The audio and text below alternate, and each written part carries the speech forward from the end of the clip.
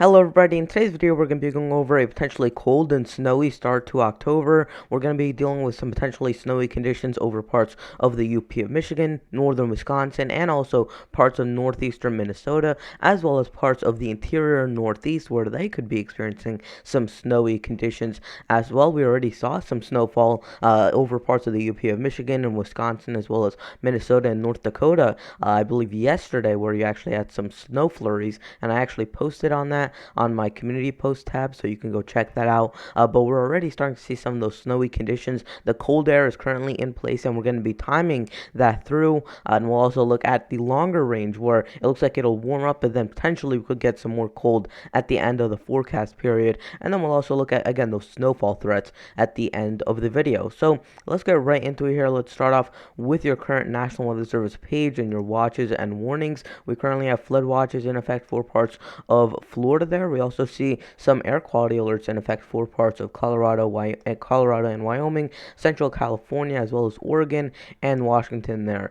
We also see just some scattered areas of dense smoke advisories through Oregon and Washington as well. Other than that, there's not a lot going on in terms of your watches and warnings. So what you're looking at here is your 2-meter temperature anomalies. Now, these are basically showing you the departure from normal, the blues, the greens, the purples, indicating colder than normal temperatures, and then the oranges, the reds, the browns, the whites, indicating warmer than normal temperatures. So we're going to be playing this through, and then every 24 hours on the forecast model, we'll look at the actual daily low temperatures. So let's continue this forward. This would be by tomorrow, October 4th, in the morning time, and we're looking at two different areas of cold air. We see one area of cold air lingering from a cold front. It has nowhere to go from a high that's sitting over parts of the Bahamas, so it has nowhere to go, so it's just sitting there over the eastern U.S. Now, we also see over parts of the Midwest and the Great Lakes some more cold air, and that's from a big trough that's going to be digging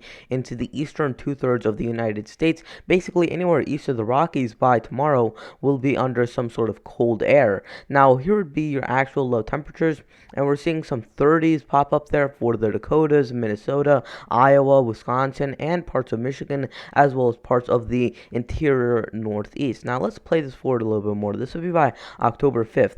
Now, the area of cold air is still lingering, but it's a little bit more it kind of blended in a little bit more with this upper level low, which is by this point sitting over parts of Illinois and also Indiana there, where you're looking at that low pressure sitting. You have the coldest temperatures over that region, and you still have that lingering cold air from that cold front that moved through a couple days ago. Now, here would be our actual low temperatures on that day, and we see over parts of the Great Lakes, we have 30s, which would indicate most likely a frost or maybe even a freeze in some areas, especially as you get down into this very light red, almost a pink, and then the darker red you get, that's the 20s, and as you start getting into the darkest reds and even the purples, that's where you're getting into the teens and single digits. Now, here would be by October 6th, and we're looking at those cold temperatures lingering for parts of the eastern United States. What you're noticing here is that you're starting to see some sort of a ridging start to build up over southern Canada. However, this upper level low, which is actually a little bit further to the north,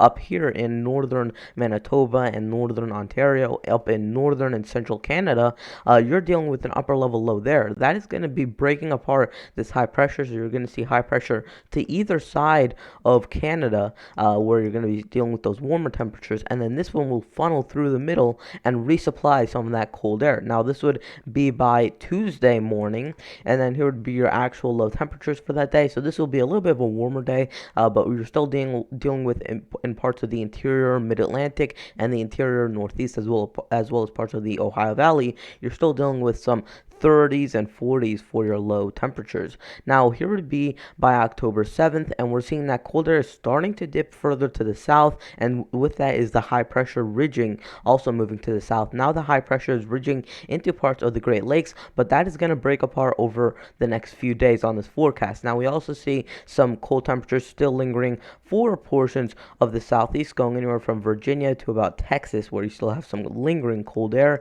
Here's what your low temperatures look like for that day. and we're seeing over parts of the southeast maybe some 50s and lower 60s for your low temperatures. Now, here would be by Thursday, October 8th, and you can really tell that we have a well defined trough that is quickly exiting the eastern United States, but with it will bring some very cold air. We have high pressure and ridging to either side of this, where you have extremely warm temperatures over the western United States and off into the Atlantic. You also have some high pressure and ridging, which increases temperatures, makes it warmer over those regions. But we have a very deep upper level low, which is digging into the eastern United States by this point. Now, let's continue this forward. This would be by Thursday. And we're looking at your low temperatures getting down into the 30s over parts of the northern Midwest and also the northern Great Lakes. But we do see for much of the rest of the country, you're mainly in the 40s and maybe even some 50s and 60s as you get further to the south. Now, here would be by October 9th, Friday, and we're looking at the core of the cold air now exiting into parts of the eastern third of the United States. Here's what that upper level trough looks like, and the high pressure is starting to build in to parts of the areas east of the Rockies into parts of the Midwest and the Great Plains. Now, that is going to be inching its way further to the east, and that will eventually break up the cold air, and we'll go into a warmer pattern after that. Now, let's continue this forward. Here will be by October 9th, and here's what your low temperatures look like. Even some 20s popping up for the northern Great Lakes, the Ohio Valley, and parts of the interior northeast. Let's play this through again, and here would be by October 10th, and we're looking at that cold air still lingering for the immediate east coast states, and we're looking at some temperatures that are near 5 to 6 degrees below normal. Here's what that looks like in terms of your actual temperatures, and we're seeing those 30s getting all the way down into parts of Maryland, Delaware, and New Jersey by this point as we get into October 10th. This would be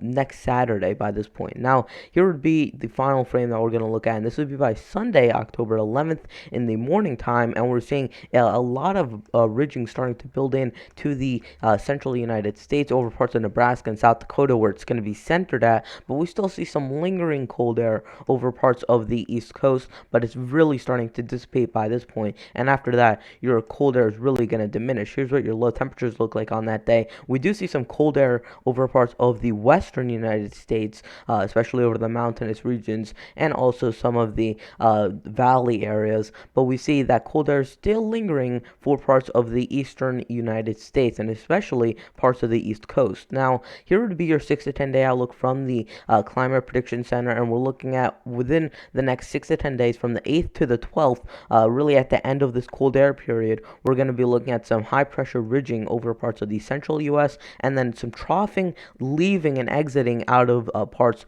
of upstate New York and New England there, where you could see some your temperatures lower than normal. Now, here would be your 8 to 14 day outlook, and we're starting to see some of that cold air starting to pop up, I would say, over parts of Oregon and Washington where you actually have neutral values, but for much of the rest of the country, we're looking at some high pressure ridging, and that'll really be fueling our pattern, and that will really make these temperatures much warmer than normal as we get into the longer term. Now, here would be the CFS model, and let's move this forward. Now, this is the climate forecasting system. So this would be from today all the way until the 13th. And we're looking at that cold air, or at least those neutral temperatures, moving into the eastern third of the United States. And this would be an average of that 10-day period. And this is a 20 ensemble model. So there's 20 ensembles within this model. Now, here would be this would be from the 13th to the 23rd of October. We see some cold air starting to build over parts of the western United States,